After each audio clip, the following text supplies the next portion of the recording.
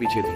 आज मेरे पास अल्लाह के फजल करम से सब है, लेकिन इन चीज़ों के पीछे, ये गाड़ी मांगने के पीछे, घर मांगने के पीछे, मुझे लगता नहीं ये बुरा है। I think all of you should imagine all the good material things that you want, but behind them there were two good thoughts. One, मेरे माँ बाप की डेथ हो चुकी थी एंड मेरे दिल में एक ही अरमान था कि अगर मुझे कोई बड़ा फिल्म फेयर का जैसा अवार्ड मिले तो वो मैं अपनी माँ की याद में अर्पित कर सकूँ।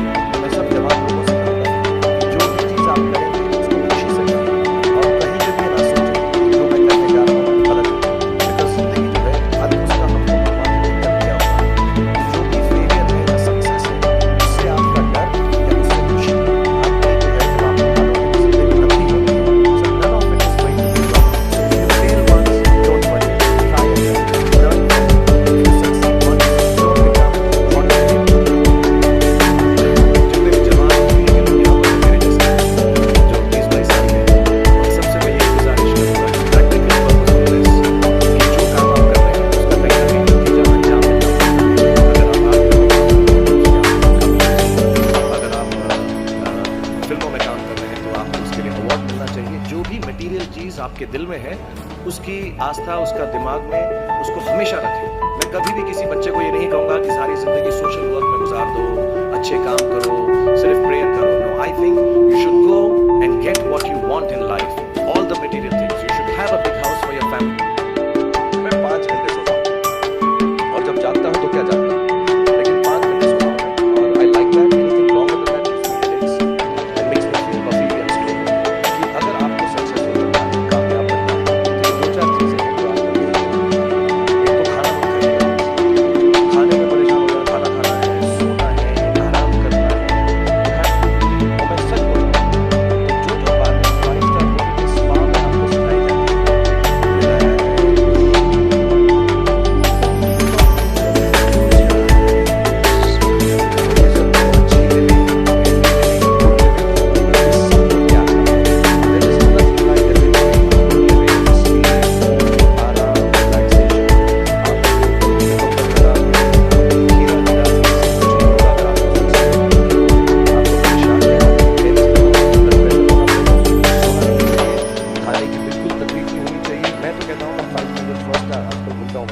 चल रही है मेरी, मैंने आपको बताया मैं फर्स्ट क्लास प्लेन में ट्रैवल करता हूँ।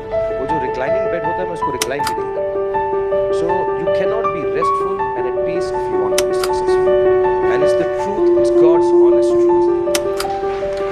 आपको कोई और बात बता दें, मैं आपको 2-4 बातें बताना चाहता हूँ। जवान लोग हैं यहाँ पे, कि ये सोना आराम खाने के लिए। दूसरी बात, अगर आपको सैक्रिफाइस नहीं करना था, आप बिल्कुल कामयाब नहीं होंगे। जो आप इस वक्त हैं, उसको तैयार करें, जो आप बनना चाहते हैं